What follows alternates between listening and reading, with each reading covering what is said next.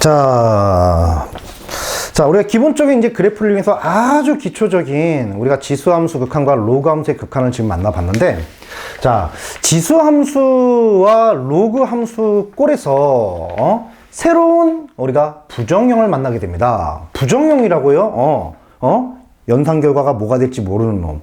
우리가 지금까지 만났던 부정형은 뭐가 있었지? 대표적인 게 무한대 분의 무한대 꼴이라는 부정형과 무한대 마이너스 무한대라는 부정형을 만났었고, 또 0분의 0꼴이라는 부정형과 0 곱하기 무한대꼴이라는 4개의 부정형을 만났었는데, 자, 지수함수와 로그함수 극한 파트에서 새로운 부정형이 등장을 하고, 이 부정형이 지수로그함수 극한 연산의 가장 중요한 기본 개념으로 자리를 잡게 돼. 그래서 상당히 중요한 건데, 자, 우리가 새로운 부정형이 등장한다고 하는데, 새로운 부정형은 뭡니까? 결론부터 얘기하면 이렇게 되는 거야. 거의 1이야. 거의 1인 새끼야. 거의 1인 새끼. 그러니까, 거의 1이야. 1은 아니야. 거의 1인 새끼를 갖다가, 얘를 갖다가 무한대 제곱을 해보면은, 거의 1인 새끼를, 거의 1인 새끼, 그러니까 거의 이렇게 1 플러스라고 쓰지 말고, 거의 1인 새끼야. 거의 1인 새끼를, 1은 아니야. 1이 아닌데 거의 1이야. 그냥 1보다 정말 아주 미세하게 살짝 커. 살짝 커. 이런 놈들. 되겠어? 그런 놈들을 갖다가 무한번 반복해서 거듭 제곱하게 되면 어떤 일이 생길까? 이런 고민을 했어. 수학자들이. 근데 이런 쓸데없는 짓을 왜 하는 겁니까? 이 쓸데없는 게 아니고 사실은, 경제 분야에서 튀어나온 거야. 경제 분야에서. 왜 경제 분야에서 튀어나옵니까? 여러분들 이자 알지? 이자. 이자는 결과적으로 몇 배 이런 거잖아. 그치? 예를 들어서 선생님이 10,000원을 넣어놨는데, 이자가 5%다 라고 하면은, 선생님 돈은 어떻게 되는 거지? 결과적으로 10,000원에서, 105%가 되는 거지. 105%. 이렇게 되는 거지. 되겠어? 그래서, 10,000원에다가 105%를 갖다 곱하게 되면은, 선생님은, 우리가 이 돈이 크기가 바뀌게 되겠지. 선생님 돈을 벌겠지. 아무튼 이런 일이 벌어지는데, 근데 우리가 이 이자 5% 상당히 많이 주는 건데, 우리가 보통 계산하기를 1년 기준이야. 연 기준. 1년 기준이란 말이야. 1년 기준. 그치? 1년 기준인데, 우리가, 선생님 돈이 진짜 많은 거야. 선생님이 장난이게 돈이 많아. 막 1,000조가 선생님한테 있어.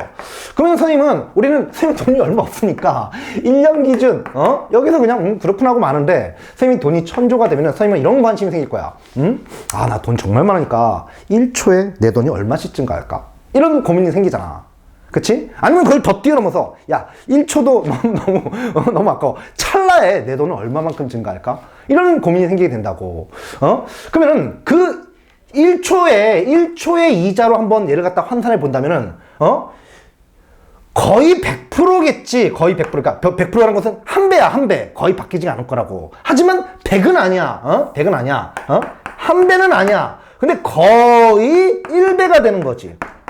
1배가 되는 거지. 그치? 이런 생각을 할 수 있잖아. 근데 이제 초 단위로 이제 이자 계산을 하다 보니까, 그러면은, 여기다가 100, 곱하기 거의 1인 놈을 막 거듭해서 미친 듯이 곱하게 된다고. 그럼 어떻게 돼? 막 이렇게, 이게 막 무한대꼴로 가는 이런 꼴이 벌어질 거 아니야.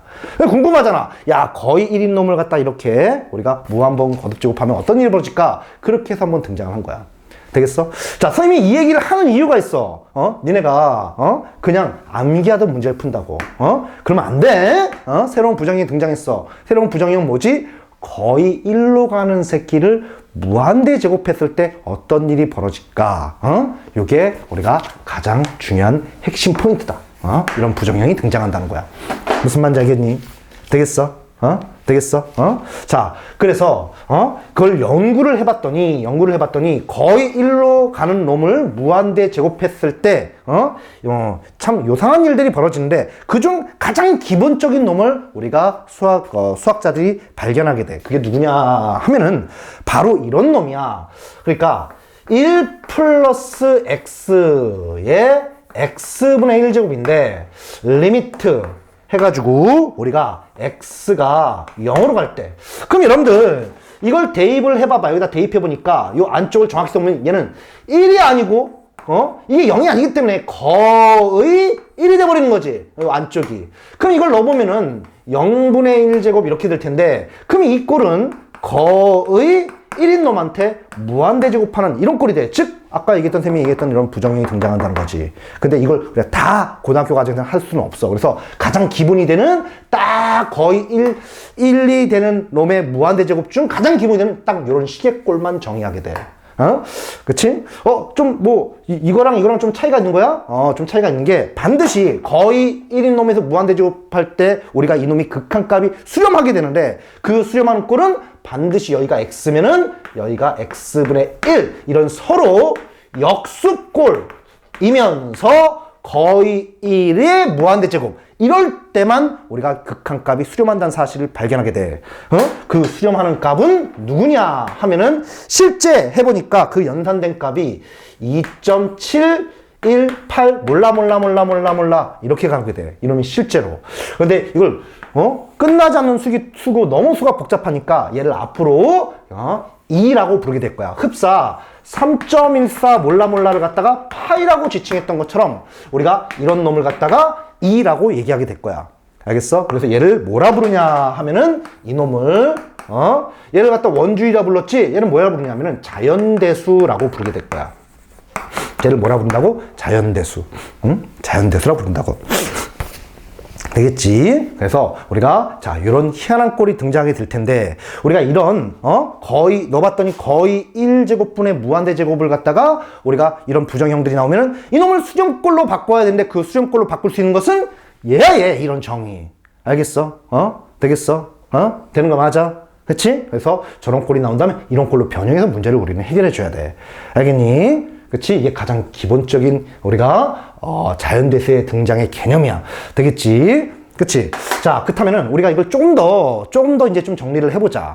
무슨 내용인지는 대충 알겠지? 그러니까 대입해보니까 거의 1제곱분의 무한대제곱이라는 놈이 나오는데 이게 부정형이란 말이야. 그럼 이 부정형을 갖다가 수렴꼴로 바꿔야 되는데 그 수렴권의 가장 기본 틀이 바로 이 새끼라는 거야. 이 새끼. 알겠어? 그럼 얘를 갖다 다시 한번 우리가 좀 정리를 해본다면은 자, 여기 밑에다가 자, 우리가 이렇게 되는 거야. 자, 반드시 리미트 x가 0으로 간다라고 하면은 1 플러스 x의 x분의 1제곱인데 자, 보시는 것처럼 이게 들어가면은 요 안쪽이 뭐가 되는 거야?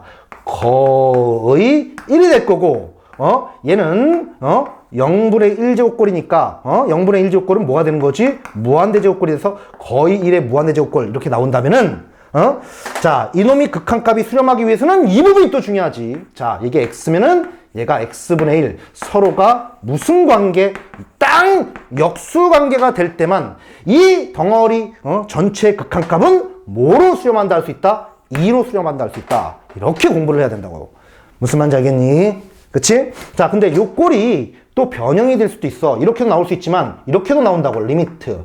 이번에는 1 더하기 x분의 1에 우리가 x제곱 이렇게 나오면서 시점이 0이 아닌 무한대제곱꼴이 돼도 딱 원하는 이런 상태가 된다고.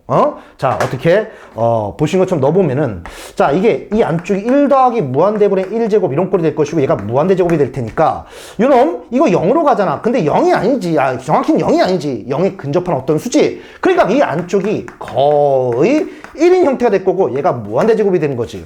이놈도 그럼 저 부정형이야. 그치?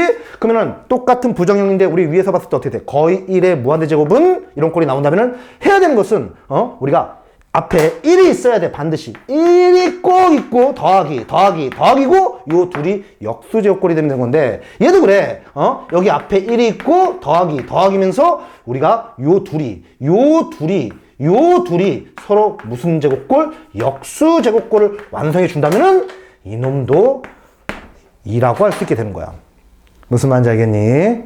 되겠지? 그치? 자, 그래서 모양꼴을 정확히 파악을 해야 돼. 알겠지? 저 부정형의 해결 방안은 얘밖에 없다. 알겠지? 되겠니? 그치? 자, 그렇다면은 조금 좀 지우고, 자, 필요한 부분 정리하고 지우고 나서 조금 더, 한 번만 더 정리를 하고, 자, 요 공식의 확장 부분을 좀 얘기해 보려고 그래. 자, 되겠지? 자, 지울게. 그러면은, 자, 어설프게 공부하지 말자. 이게 가장 중요한 기본 개념이었으니까 단순히 뭐, 이러니까 이거니까 그냥 무조건 암기 이러지 말고 시점을 정확히 보자고. 자, 그러니까 이런 게 나온 거지. 거의 1에 무한대 제곱꼴이 나온다면은 우리가 얘를 해결할 수 있는 이런 부정형을 갖다가 수정꼴로 바꿀 수 있는 방안은 자, 어떻게? 리미트 x가 0으로 갔을 때 반드시 1 플러스 이렇게 있어야 된다. 그러면은 여기 뭐 x 이렇게 오겠지. 그럼 거의 1 되겠지. 그럼 여기는 반드시 무슨 꼴? 역수제곱꼴. x분의 1제곱꼴. 되겠니? 그치? 이렇게 되면 얘는 뭐가 된다? 자연대수 2로 수렴한다.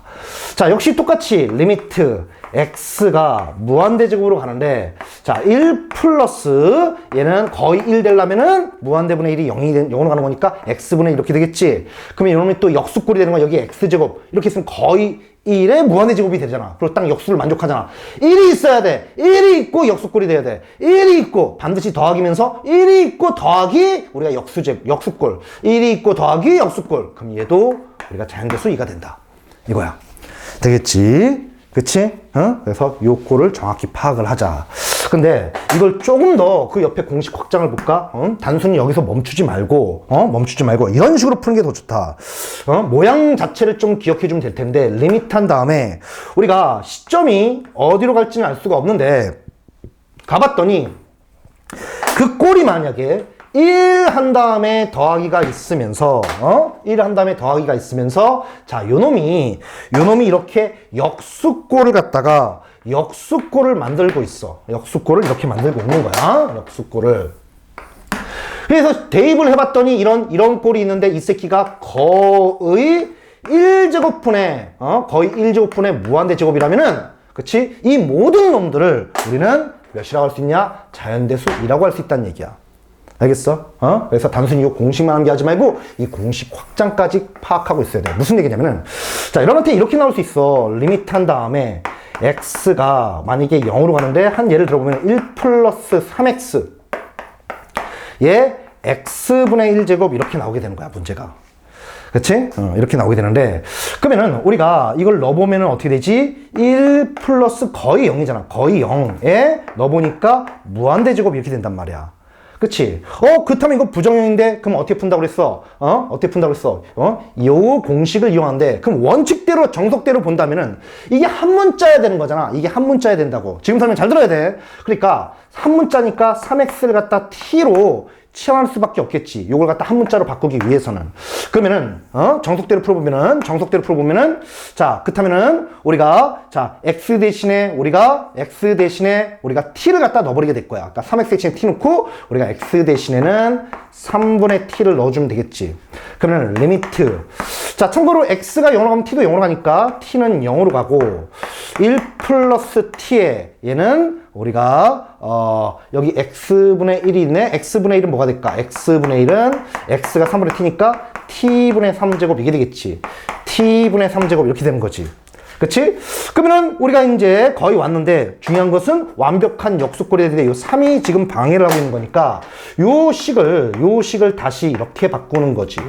어떻게? 1 플러스 t 한 다음에 t분의 1 완벽한 역수꼴을 만든 다음에 거기에 세제곱 이렇게 되니까 요 안쪽을 연산해 보면은 어떻게 되니? 2지. 자연대수 2에 따라서 요 안쪽이 2가 되는 거니까 결과적으로 세제곱은 아무것도 안 했잖아. 2의 세제곱 이렇게 되는 건데 원칙은 이렇게 푸는 건데 매번 언제 이러고 있니? 그치? 그래서 이렇게 풀지 말고 얘를 이용하자는 거야.